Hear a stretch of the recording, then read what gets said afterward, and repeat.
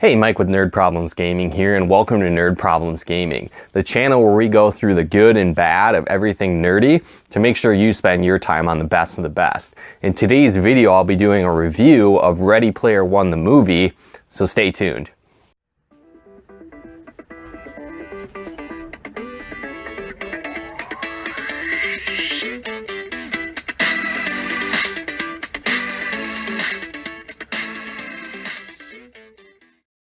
Now, just saw this movie last night and I was really pumped to go see it. I don't know if you've seen it yet, but I did a review a few months back on Ready Player One, the book, and that was really one of my favorite books I've ever read. It was a real fun read, really engaging, and so I was really excited to see the movie. And, you know, I'm not going to say that necessarily it was a bad movie or anything like that, or, you know, the book is so much better or whatever the case might be. You know, I'm not one of those people that's like, oh, the book is always better no matter what kind of movie it is, right? You know, there's a lot of series that I like both the book and the movie aspect of it. And I feel like this is kind of one of those instances, but maybe for a different reason that you might think, where, you know, a lot of the references and stuff in Ready Player One, the book, you know, I'm really nerdy, right? So I liked some of the obscure video game references, the different nerd categories they kind of dipped into, right? So like you got the Dungeons and Dragons, the Star Wars, different things like that, right? And so really the kind of general outline of the book is there's this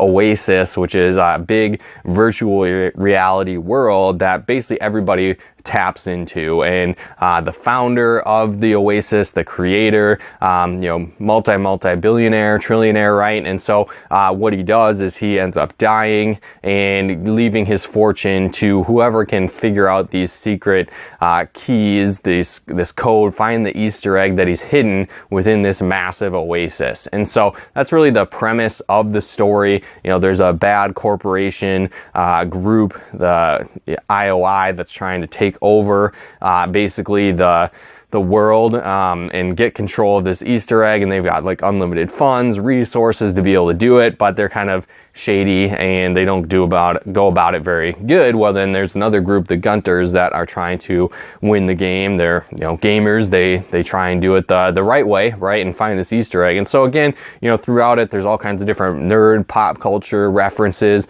throughout the movie, and so, you know, I like that aspect, but one thing that I found that made it really different compared to the book is just more so the references, where, you know, as a really hardcore gamer, video game nerd, anime nerd, different stuff like that, like me, you know, it was cool reading the book because he taps into those different genres, those different areas, and so it was really cool to be able to tap into those, and, you know, got a lot of nostalgia and enjoyment out of that, where the movie does a lot more current pop culture, kind of more mainstream references. So I mean, like Jurassic Park, King Kong, different things like that, right? And so you know, I'm not going to go through every single detail of the movie by any means, but, you know, one thing that I found is that all the challenges to get the keys, the passwords, the layout, like every single one of those was totally different. You know, it's kind of like they took the framework of the book, but then changed everything else, if that makes sense. And so it was a good movie. I liked it. It wasn't really what I was expecting when I went to see it. I thought they would redo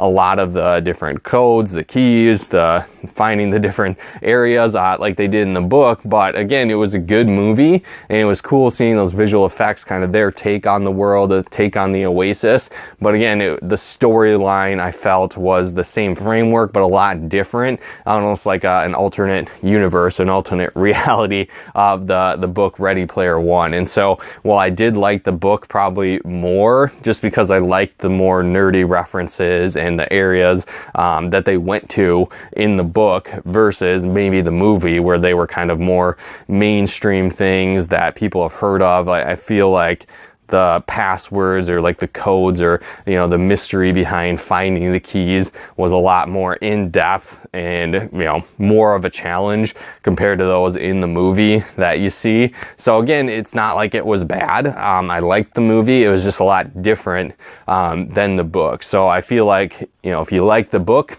go see the movie. It's entertaining. It's kind of a different take on the world. And if you like the movie, check out the book. It's worth a read too, and it's a lot of fun in that aspect as well. So I mean, comparing the two, I think I probably like the book better just because of the nerd references and the depth that it goes into, but the movie was a fun watch as well. So I'd recommend checking that out as well, especially if you like the book. So you might just experience that difference where the storyline, same framework, but a lot of the intricate details are vastly different quests, different puzzles to get the keys in that sense. So they took a lot and they changed it, which I kind of felt like was going to happen anyway, because again, a lot of the stuff in the book is more, niche nerd type stuff, video games references, different things like that. So a lot of the mainstream audience that would be going to see the movie probably wouldn't be familiar with those. So again, it probably wouldn't do as well in the box office. So it makes sense that they made those changes. And I felt like that was probably going to happen anyway.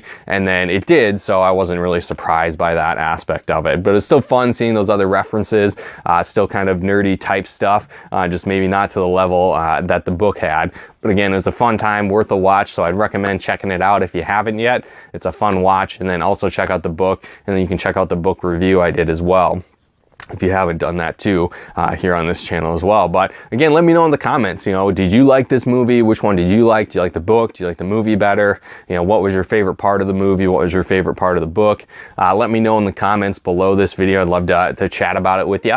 So comment below, and then if you haven't done so yet, feel free to like and share this video and subscribe to our channel if you haven't. And then also, if you want to see more of these videos faster, maybe get early access to some of our upcoming videos, consider becoming a patron of ours over on patreon.com.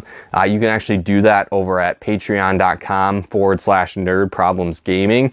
Like I said, you'll get early access, some different perks over there as well if you decide to become a patron of ours. Again, you can do that at patreon.com/nerdproblemsgaming. And if you want to tune into some of our live streams, upcoming, past ones that we've done, some of the Let's Plays and some of the walkthroughs and different stuff that we do over on Twitch, feel free to follow us over on Twitch as well, over at twitch.tv/MikeMacDirect. Again, that's twitch.tv/MikeMacDirect to tune into some of our upcoming live streams as well. But again, guys, thanks so much for tuning in. Subscribe and like our channel if you haven't yet. But thanks again for tuning in. We'll talk to you more soon.